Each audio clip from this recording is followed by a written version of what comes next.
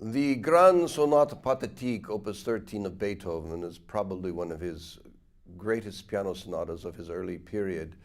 I personally find it right out of the Italian opera, influenced by Don Giovanni, the great Mozart opera composer. I think that here you have Beethoven, who attended the opera. This was the form of entertainment at the time, and I think this was a man who was the great musical dramatist of his age. He created on the piano as a soloist the greatest music drama of his time. And this sonata, I think, is really one of the most dramatic moments in music. It is as famous today as it was when it was written, and what is very significant to me is that it was written for himself, and he performed this. It was at the height of his pianistic career. He was 28, 29 years of age, written 1798, 1799. And I really find it one of the great moments of music, starting with the very first chord. The difficulty in performing this is that he writes a forte piano, which is practically impossible to create on the instrument. But this symbol, forte piano, was more a vocal sigh, which was incorporated both by Mozart, exploited by Beethoven, and certainly you find this all the time in Schubert. You wonder, how could a forte piano, a diminishment of the tone, take place? Now, there are various techniques that pianists have used over the years in performing this work. If you have the modern instrument, you have a much greater sound, more overtones, a much greater sonority. But I think there is a way of implying the forte piano by the use of the pedal, and that's by starting out the chord, the C minor chord, the great C minor chord, and letting the pedal go, which diminishes the overtones. There is another way. I'll show you both ways. My way is not to play so fortissimo from the beginning, but just to imply the forte.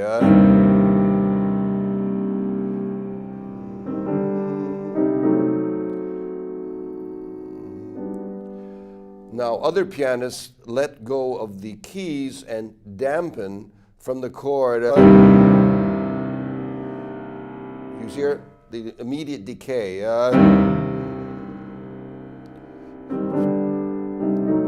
This to me is very unnatural, and unless you have a superb instrument where all the dampers are set perfectly well, it will be a catastrophe.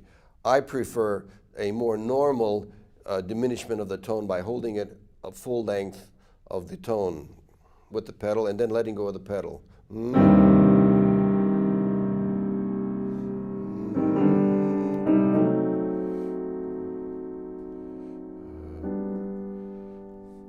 Now, the secret of this to me is really to have absolute perfect rhythm, and counting out the demi-semiquavers, the 30-second notes, is to me vitally important. I myself count while I am performing. I'm doing da da da da da da da da da ba ba ba ba bum da.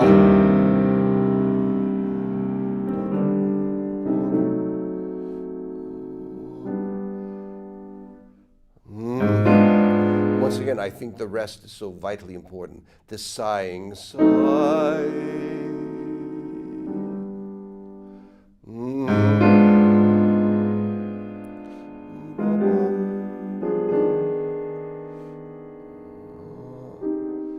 The phenomenal use of the appoggiatura, the famous Italian appoggiatura.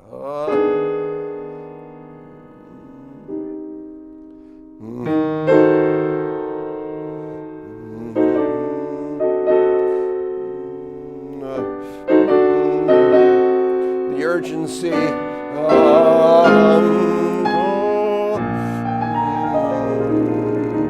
Now I count that the fits perfectly.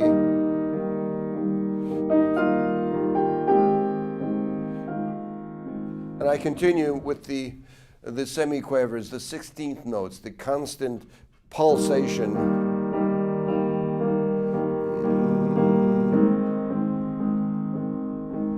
And the fortissimo, to me, very often is played in too explosive a manner. I just find it ridiculous to. I myself find it more a dramatic presentation, a contrast of characters.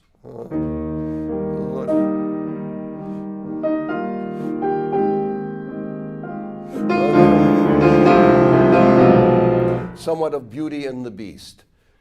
Two particular characters. This is the schizophrenia or the absolute sense of drama that Beethoven is able to create on the one instrument, the characterization of personalities, which I think is so vital to this music.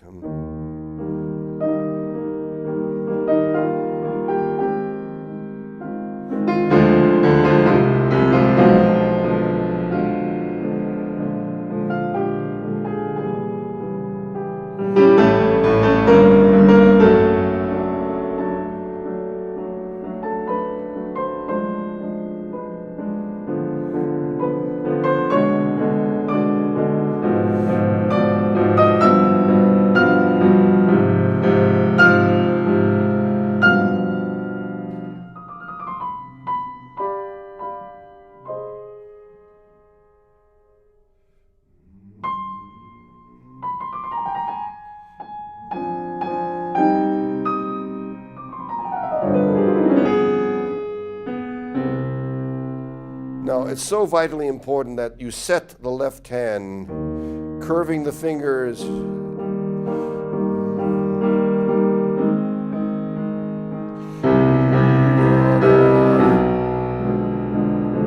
So on. So,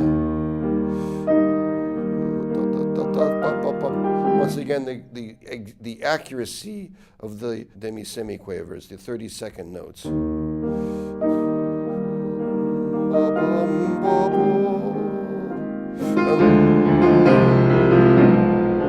And I really don't think you need more than this.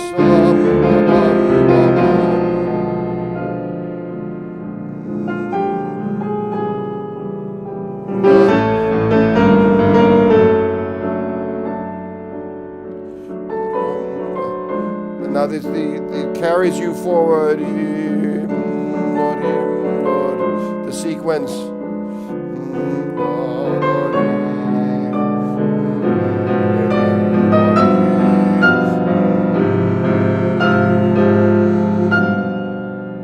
And going to the very, very end of the phrase, which very few people actually do. They always, which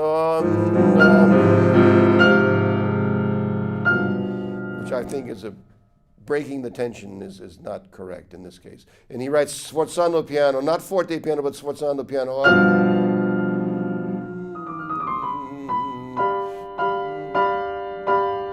Instead of C minor, the deceptive cadence with the breath.